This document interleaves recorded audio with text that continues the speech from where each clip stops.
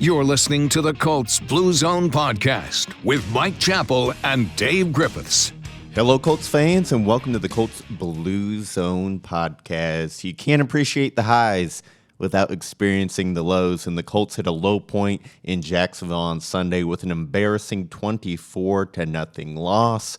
I'm Joe Hopkins, joined by Mike Chappell. Today we're going to quickly recap the game, discuss takeaways, ask ourselves, is it too early to panic?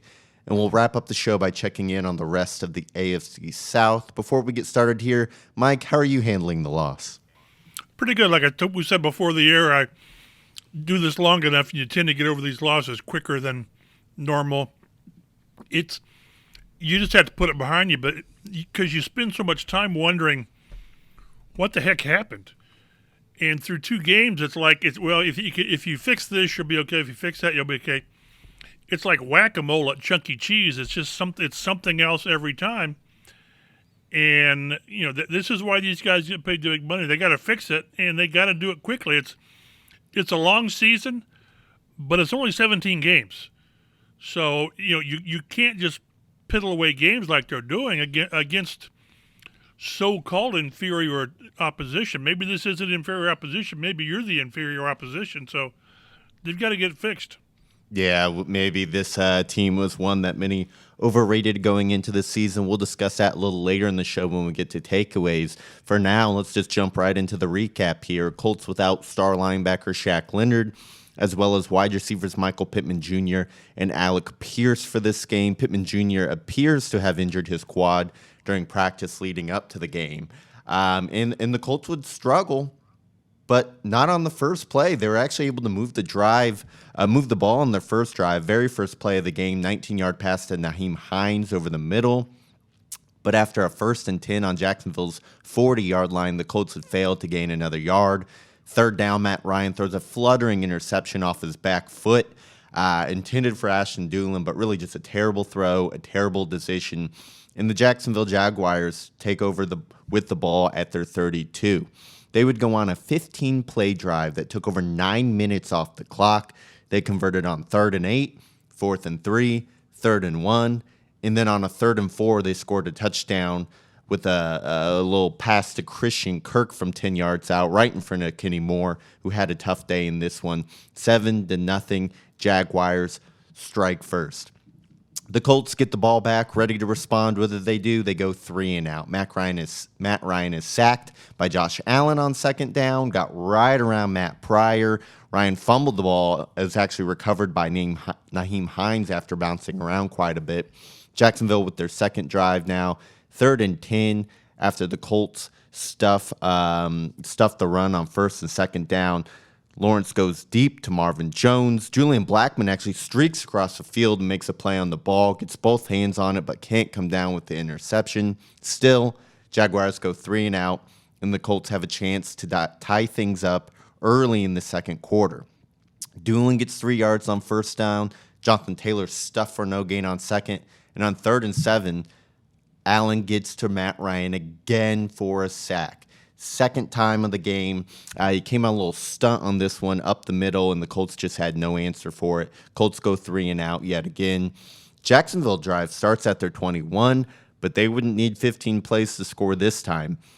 The Jaguars reach midfield, and holding call backs them up to a 1st and 20, but no problem for Jacksonville. Trevor Lawrence finds Christian Kirk for 26 yards. The very next play, James Robinson broke a 37-yard touchdown run, and the Jaguars extend their lead to 14.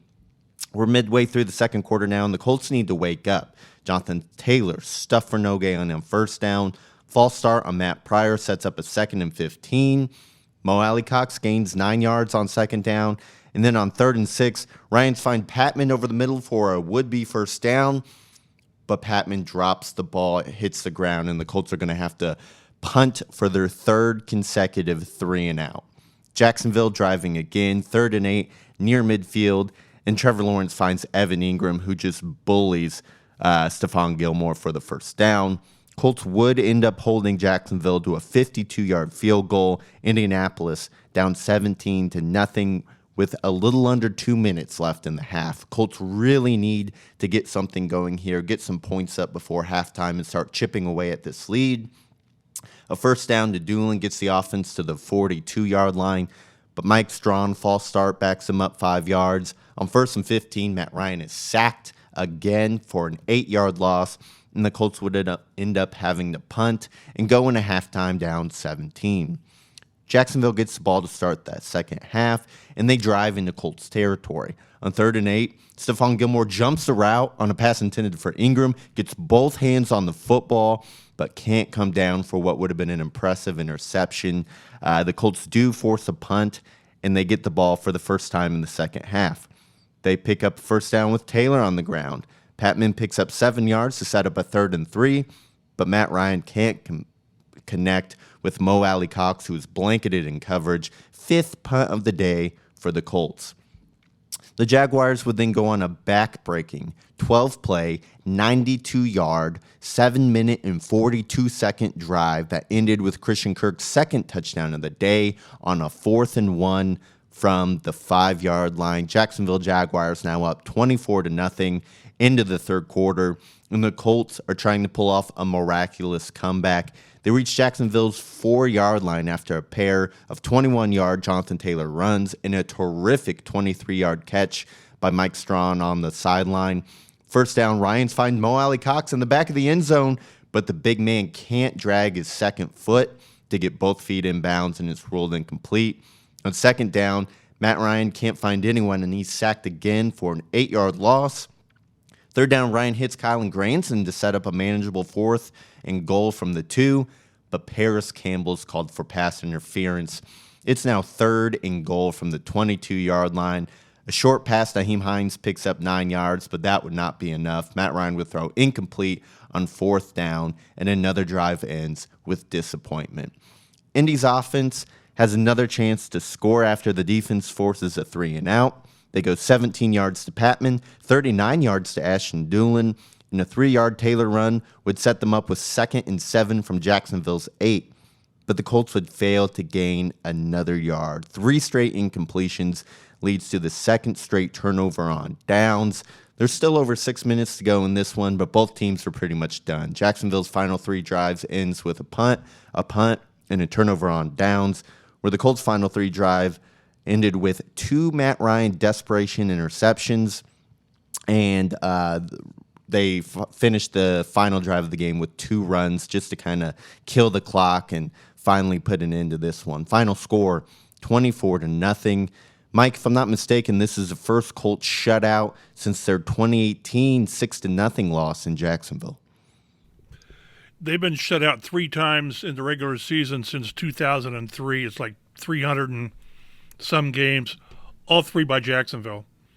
So now whether it's just a matchup, I don't know.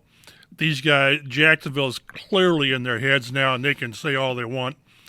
Trevor Lawrence has had really 2 legitimate games, 2.5 legitimate games as a pro. 2 of them have been against the Colts in the final game last year, and then this one. And it's just really, it was just hard to look at the damage and the wreckage of this and pinpoint something and say this is the problem. It's like whack-a-mole at Chuck E. Cheese. Again, where do you prioritize? Right now we're sort of looking at the offense because it's just a mess. It's an absolute mess. And it starts with protection. We need to quit calling this line one of the best in the league. It's not. And it hasn't been for 2 years. It hasn't been. Matt Pryor is not getting it down at left tackle, and it doesn't appear that Bernhard Raimann is ready to step in. And I thought Danny Pinner had a really bad game as well. Ryan Kelly's not playing well. And Braden Smith, there were just times he just got beat. And when you've got your quarterback running around or trying to avoid or throwing with people in his face, this so much about Matt Ryan, we knew his limitations coming in. He's 36, 37 years old. He's on the downside, maybe not quite the arm strength, but the idea was, okay, but he's got a strong offensive line. He's got a strong defense. He's got a strong running game. But when your pass protection is this bad and you can't get the running game going, and the receivers are as ineffective as we all thought they were. It's just kind of focusing everything on Matt Ryan's deficiencies. And he's not good enough at this point of his career to lift a team with so little help. That's why they were a mess in Atlanta his last 4 years. So how they get out of this, I don't know. The longer the game went, the harder it was to watch, because the things that they should be good at, pass protection with this line and the run game, you just can't run Jonathan Taylor like you want to when you can't sustain drives. So what do you have? Was it 5 yards on 4 carries in the first half or whatever it was? Or 5 attempts and 4 yards, whatever it was. It doesn't really matter. But that's a result of not sustaining drives and not, like Frank said after the game, it being successful on first and second down. So they're in a terrible cycle. And, oh, by the way, the Chiefs are coming in Sunday. Yeah. We talked about coming into the year how the Colts really needed to start strong. They had the 2 games against winnable opponents, winnable division games, and they come out of 2 weeks with 0 wins. Before we fully dive into takeaways here, I saw Julian Blackmon left the game with what was called a shoulder injury, but he seemed to be able to return. Was there any other injuries in this one, Mike? Nothing was announced. And one thing we're going to ask Frank about it later in the day is Nyheim Hines had 1 carry and 5 targets. Six times he was the guy. And he played, I think it was 15 snaps. And you just have to wonder what's going on there. Was he injured? Because he had, I think it was 2 catches and 3 targets on the first drive.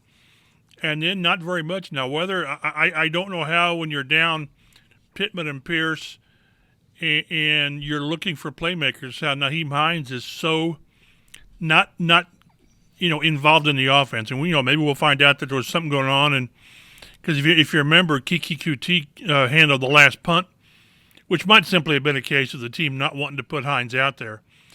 But I just think the idea of using Nyheim Hines so limited makes 0 sense if he was healthy.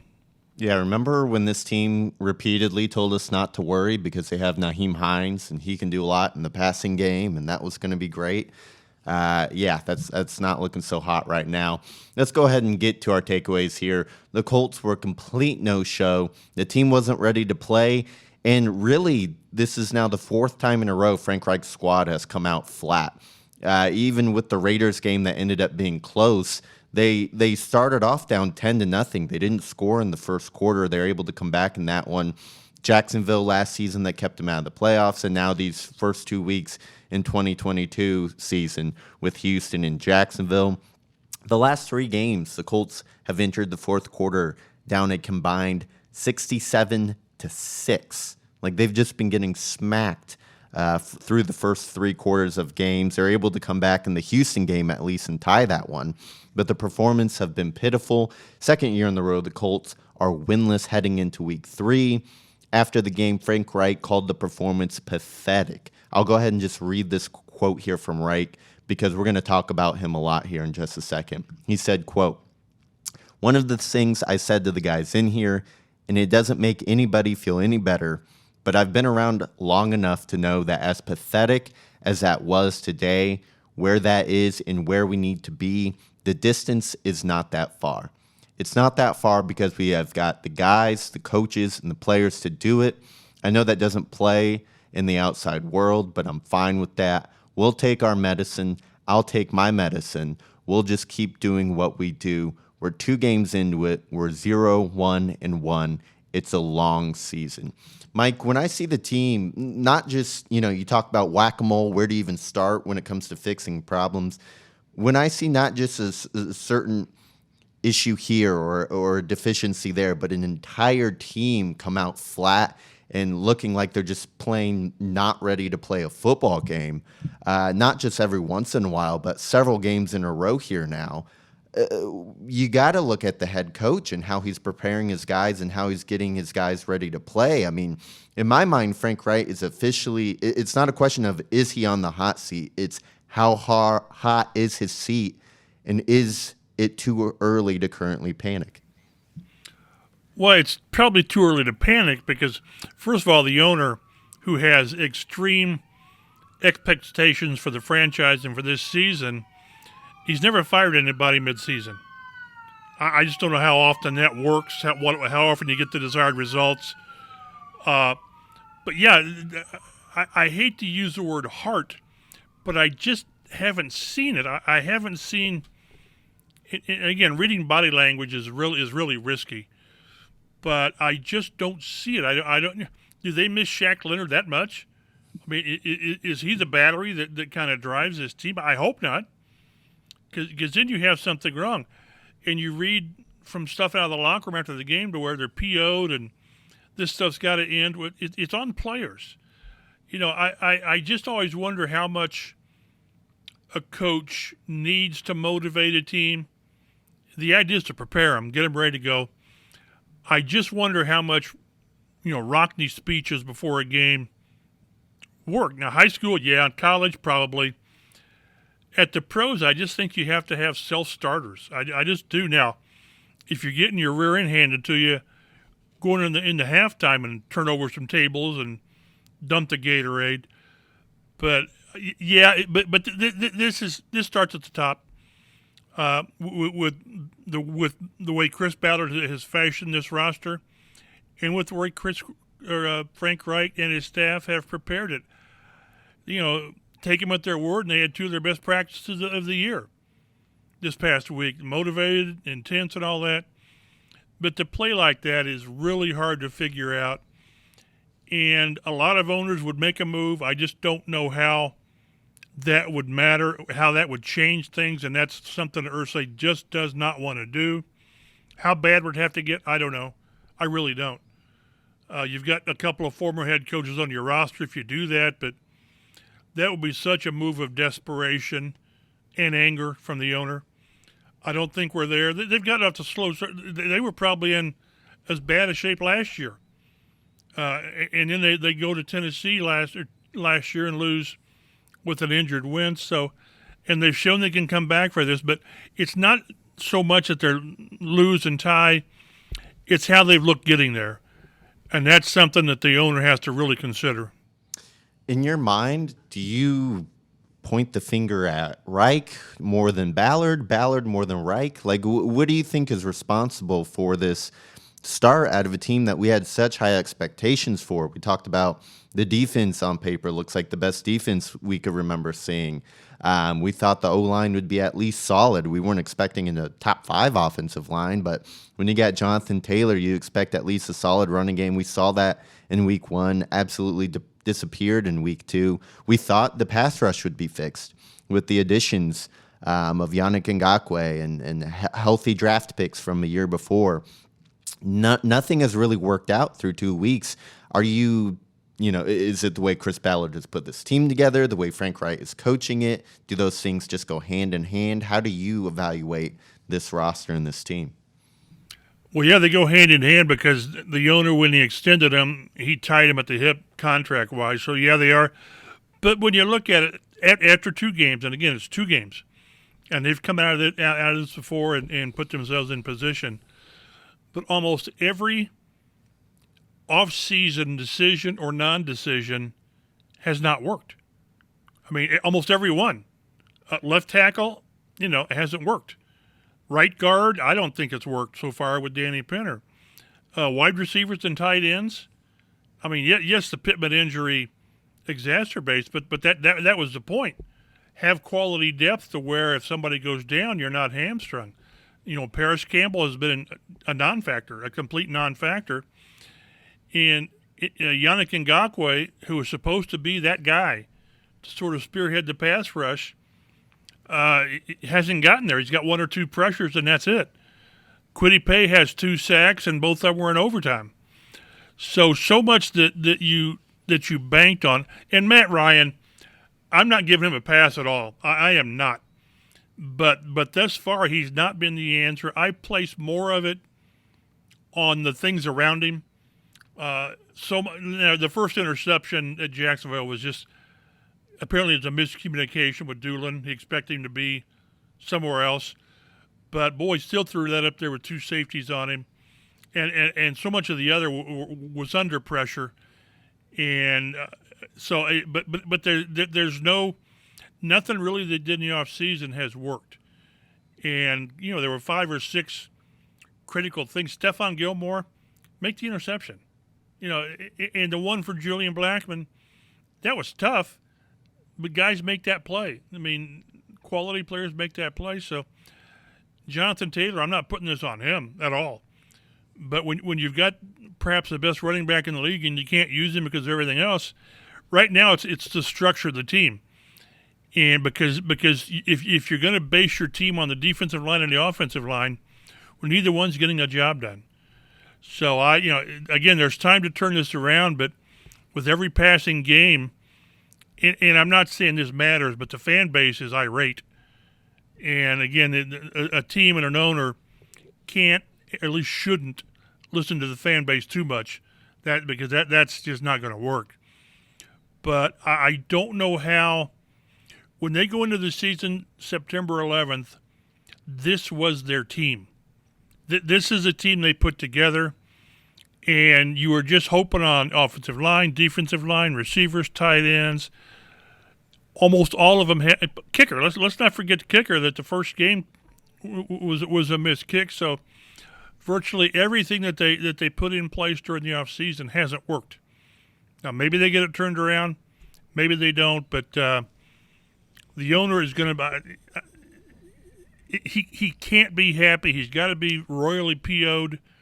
How that manifests itself moving forward, I don't know. But this is not even remotely what anyone thought when this season started.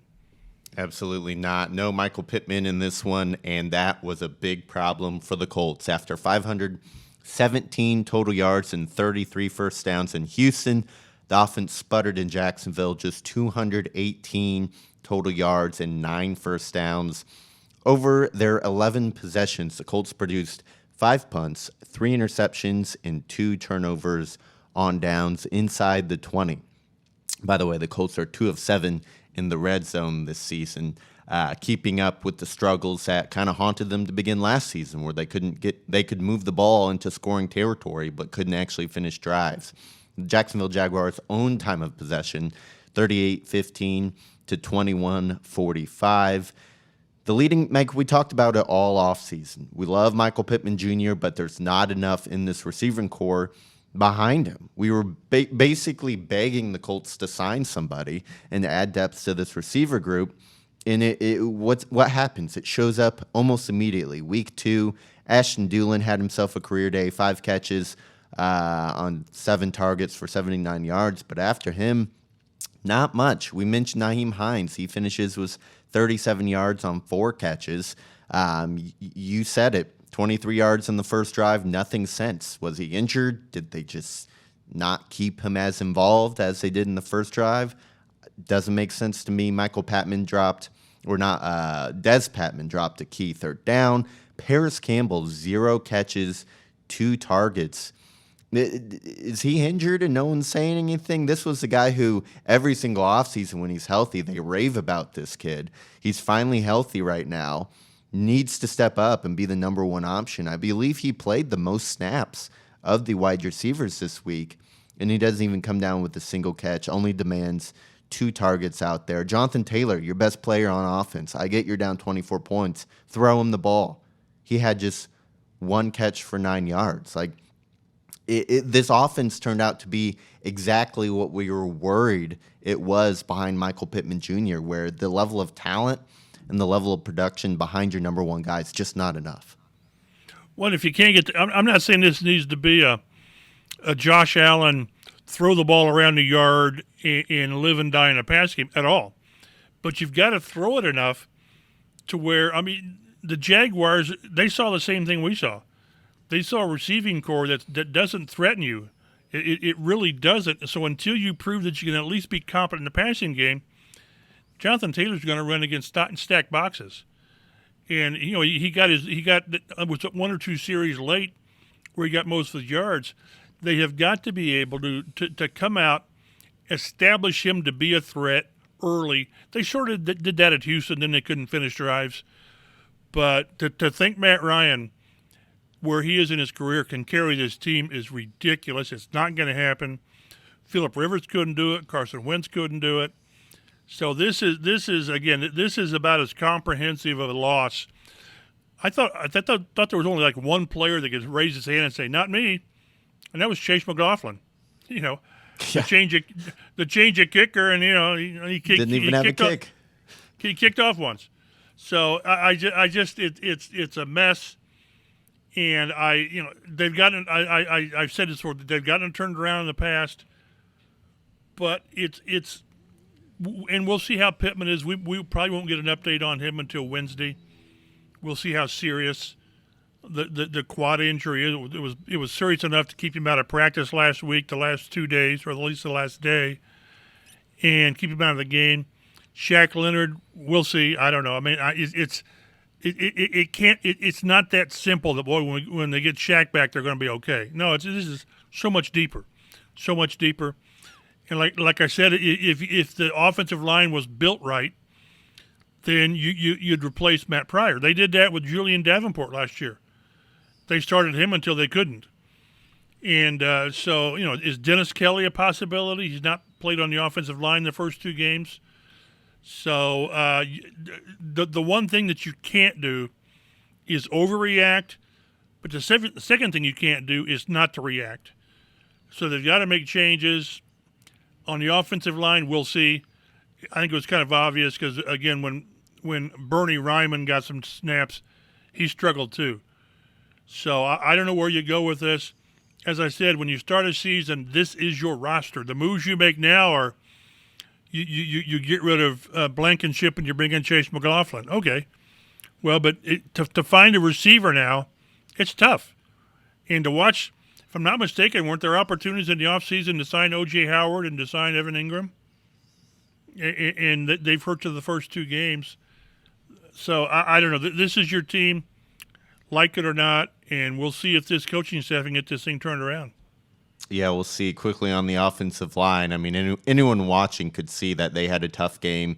The offensive line was an issue out there. Matt Ryan, under constant duress, sacked 5 times, hit 6 other times.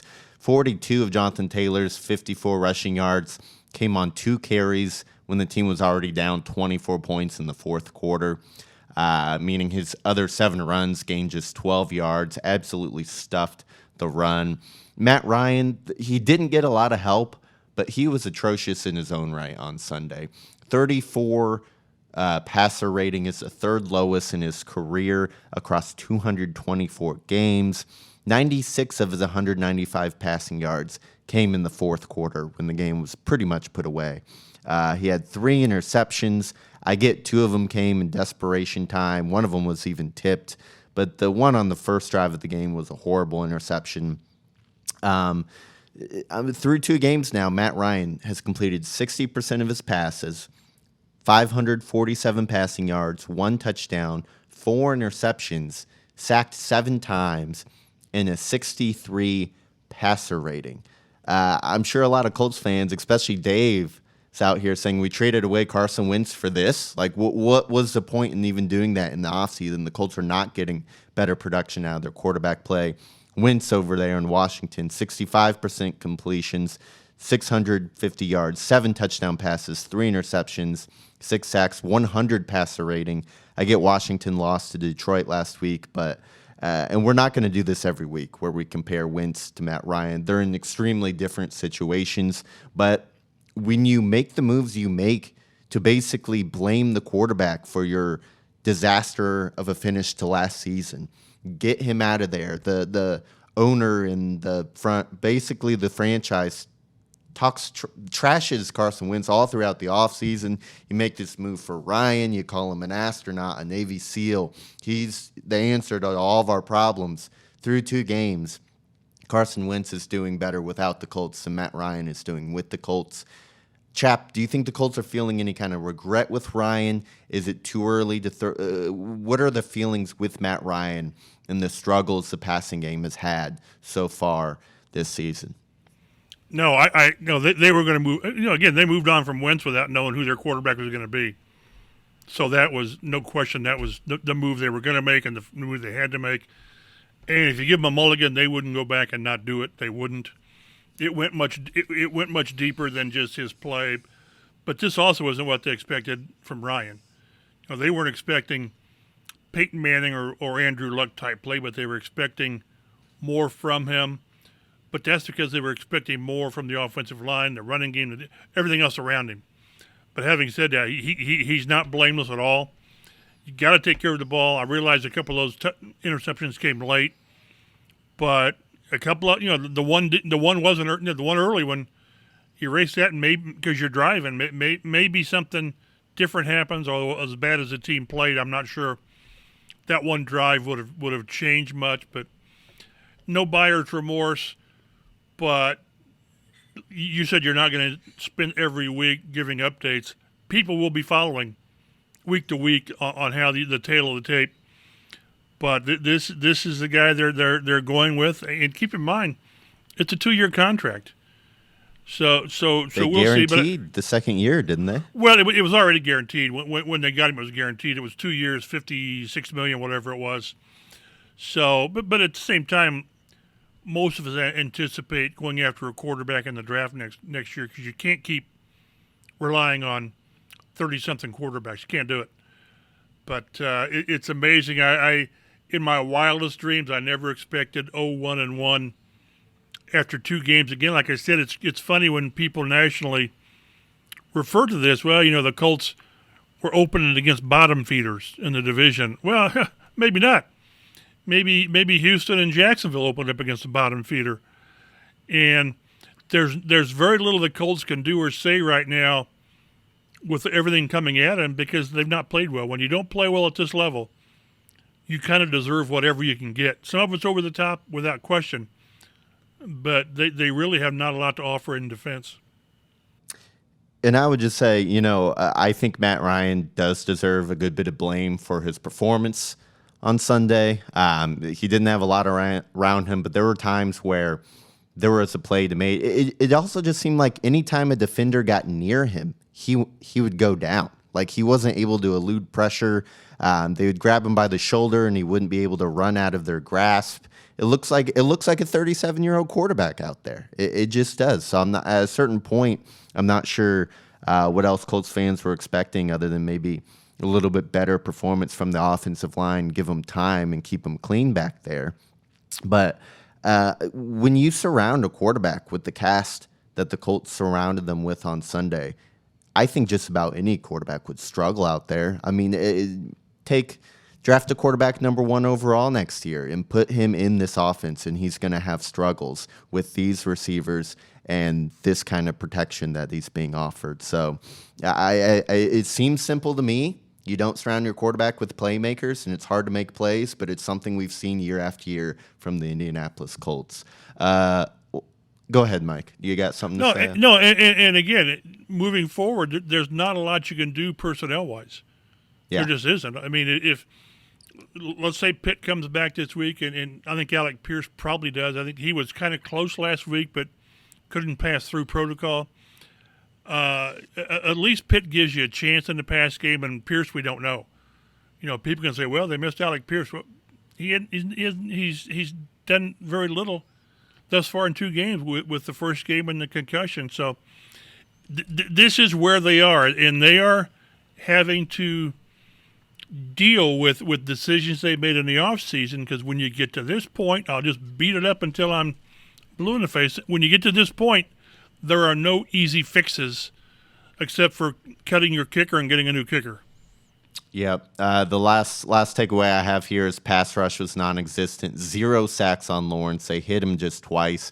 Trevor Lawrence finished 25 of 30 for 235 yards, 2 touchdowns, no turnovers.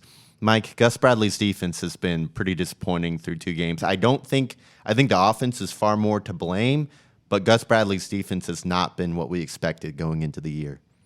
What we expected was different from Eberflus. Well, of all the people that were more than happy to see Matt Eberflus go to Chicago, his defense created takeaways, and they stopped the run. This team's stopping the run, except, oh, by the way, the 37-yard up the gut of your defense that Robinson had. So, yes, again, it's a 2-game snapshot, but you can't be impressed. You can't be encouraged. Ngakwe's not gotten it done. DeForest Buckner's been quiet. Now, he's got the hip injury. How much did that limit him? If it limits him that much, then he shouldn't play. And they've not gotten their 8-man defensive line rotation down yet. Dio's not getting a lot of push or a lot of play time. So it's just, like I say, in every area you see problems. The punter's been pretty good. Matt Hawk's been pretty good. So it's that shouldn't be that shouldn't be your shining light. Is your punter's playing pretty well.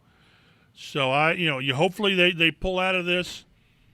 It's just that, again, by perceptions, the 2 easy games are out of the way, and now you got this stretch with Tennessee twice, Kansas City, and Denver. Although I want to see how good Denver is, but it's going to be out there, and this team's going to be the underdog for the next month anyway. Yeah, maybe beyond that. Which seems to be how Frank Reich's teams prefers it. Whenever the Colts are expected to win or expected to do something, they always seem to underperform under Frank Reich. And then when they get written off or, no one believes on it, that's when he's somehow able to rally the troops and they can go on these mid-season runs where they can win, 8 of 9 games during a stretch. We'll just have to see if the Colts are going to be able to put that together this year with such a different crew as they've had in the years past. We'll talk about that on Thursday when Dave Griffiths rejoins us, and we'll break down what the Colts need to do to beat the Chiefs. Basically, Mike, I can break that show down for you right now. Whatever they did against the Jaguars, the opposite of that is what it's going to take to beat the Chiefs. Whatever you did in Jacksonville, do something different. Yeah. It's like the Wildcat at Houston. Well, you should have done something else. So if only it was so easy to do something different. That's not the way teams operate. That's not the way Frank Reich operates. It's not the way Tony Dungy operated. Don't do different, do better.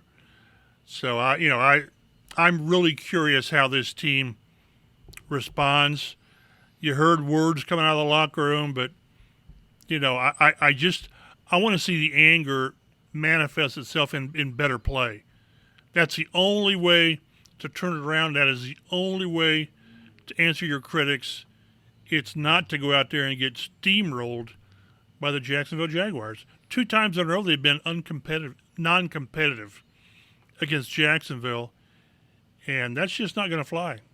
It's really not. And yet something tells me the Colts are not going to get blown out by the Chiefs. This team is just seems to be so up and down, and we'll talk about that more in a couple days. I thought I saw the early spread was like 6. Really? That'd be surprising. I hope I had to misread that. After the way this team has played in Kansas City, I thought 10. I thought it might be a 10-point. Yeah, that's what I think too. But so we'll see. Yeah, I'll go ahead and pull it up here. We will wrap things up by taking a look quickly around the AFC South. Jaguars currently sit atop of the division at 1-1. Houston is 0-1 after a 16-9 loss to Denver. Tennessee looking for their first win on Monday Night Football against the Buffalo Bills. I mean, Mike, I guess that's the one thing the Colts can kind of take away after 2 weeks is there's a good chance that after tonight, Tennessee's also winless. So the saving grace is you might still be tied for second place in the division. Saving grace, it's still within reach.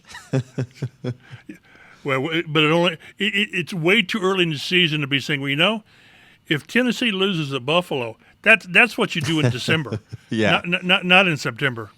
Mike, when you start like this, you got to take what you can get.